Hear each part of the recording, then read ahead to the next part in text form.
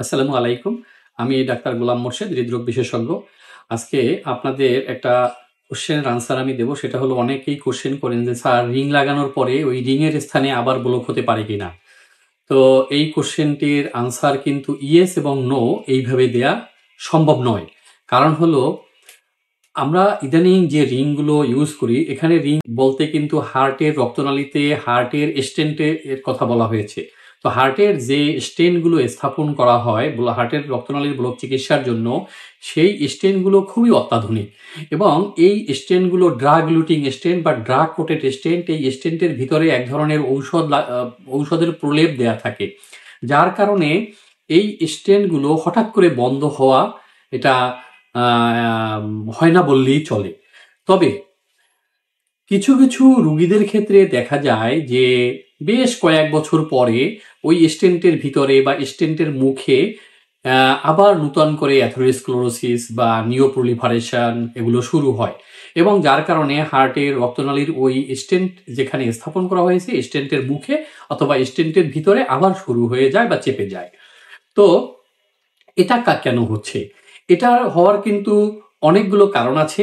এটা যে শুধু স্টেন্টের কোনো ফল্ট সে কারণে হচ্ছে, ব্যাপারটা কিন্তু তা নয়।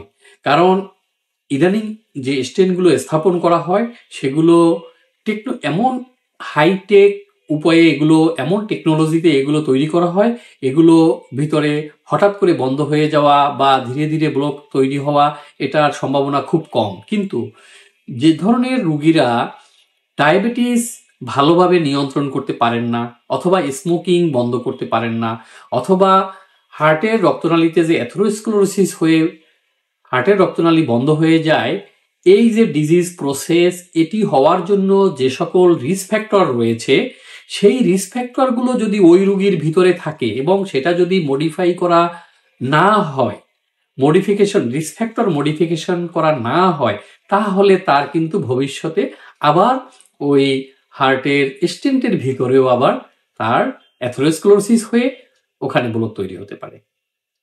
কিংবা তার যে অন্য রক্তনালীগুলো রয়েছে, হার্টের রক্তনালী তো বেশ কয়েকটা, এখানে আমি হার্টের বড় রক্তনালীগুলোর কথা বলছি।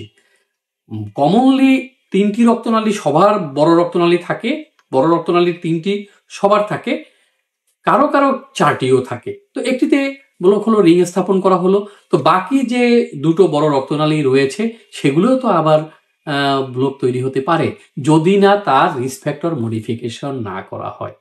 তাহলে এখানে আমাদের দুটো পয়েন্ট আপনাদের কিন্তু মাথায় নিতে হবে।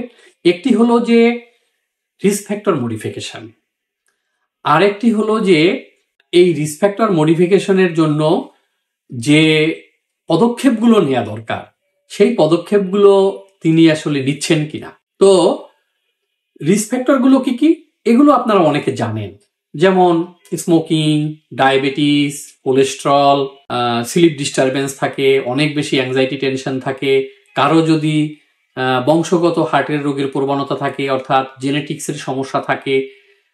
তো এছাড়াও আরো বেশ কিছু হার্টের বা হার্ট অ্যাটাকের রিস্ক ফ্যাক্টর রয়েছে। এই রিস্ক ফ্যাক্টরগুলো যদি অ্যাপ্রোপ্রিয়েটলি অ্যাড্রেস করা না হয়, মডিফিকেশন করা না হয়, তাহলে তার রিং স্থাপনের পরেও আবার সমস্যা দেখা দিতে পারে। তো এখানে আমি যেটা বলতে চাচ্ছিলাম যে দুটো জিনিস হার্টের রুগীদের মাথায় নিতে হবে।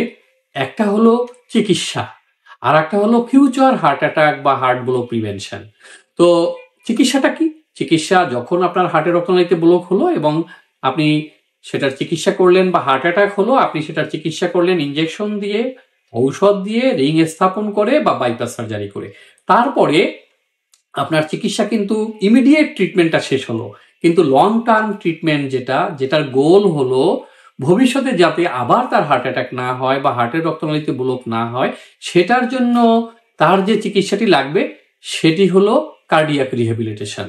তাহলে প্রথম যেটা চিকিৎসা, ইমিডিয়েট ট্রিটমেন্ট, সেটা আমরা কিভাবে করলাম? প্রথমে ইনজেকশন দিলাম, ট্যাবলেট বা ক্যাপসুল দিলাম, রিং স্থাপন করলাম এবং বাইপাস সার্জারি করলাম। এটা আপনার একটা ইমিডিয়েট চিকিৎসা হয়ে গেল। এরপরে আপনার ফিউচার ট্রিটমেন্ট, ফার্দার যাতে ফিউচারে আপনার আবার হার্টে ব্লক না হয়, এবং রক্তনালীতে অ্যাথেরোস্ক্লেরোসিস না হয় এবং হার্ট অ্যাটাক না হয়, সেজন্য আপনাকে কার্ডিয়াক রিহ্যাবিলিটেশন প্র্যাকটিস করতে হবে। কার্ডিয়াক রিহ্যাবিলিটেশন হলো এমন একটি হোলিস্টিক চিকিৎসা হার্টের রোগীদের জন্য যে আপনাকে ফিউচার হার্ট অ্যাটাক থেকে আপনাকে রক্ষা করবে, অথবা আপনার হার্ট অ্যাটাক হয়ে যে হার্টের ড্যামেজ হয়েছিল, যে ক্ষতি সাধন হয়েছিল, সেটিকে আবার পুনরুদ্ধার করতে পারবে এই কার্ডিয়াক রিহ্যাবিলিটেশন। কার্ডিয়াক রিহ্যাবিলিটেশনে অনেকগুলো কম্পোনেন্ট রয়েছে। এখানে রিস্ক ফ্যাক্টর মডিফিকেশন রয়েছে, যেটা আমি আগে বলতে চাচ্ছিলাম যে risk factor modification very much important.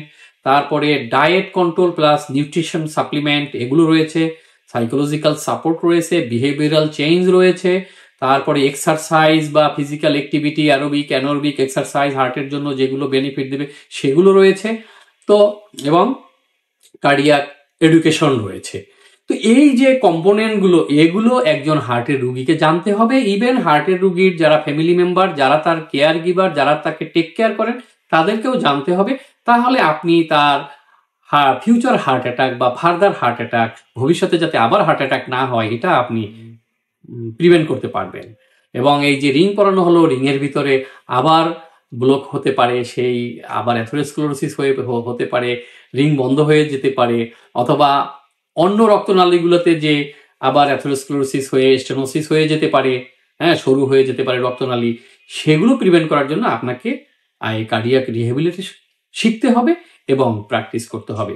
তাহলে আপনি ইমিডিয়েট ট্রিটমেন্ট যেটা নিলেন, এবং আপনি যদি পরবর্তীতে কার্ডিয়াক রিহ্যাবিলিটেশন প্র্যাকটিস করেন, তাহলে আপনি ফিউচার হার্ট অ্যাটাক থেকে নিজেকে মুক্ত রাখতে পারবেন, এবং আপনি হার্ট অ্যাটাকের পরে যে ড্যামেজ হয়েছিল হার্টের, সেটিও আপনি আবার পুনরুদ্ধার করে আপনি অ্যাক্টিভ লাইফ লিড করতে পারবেন।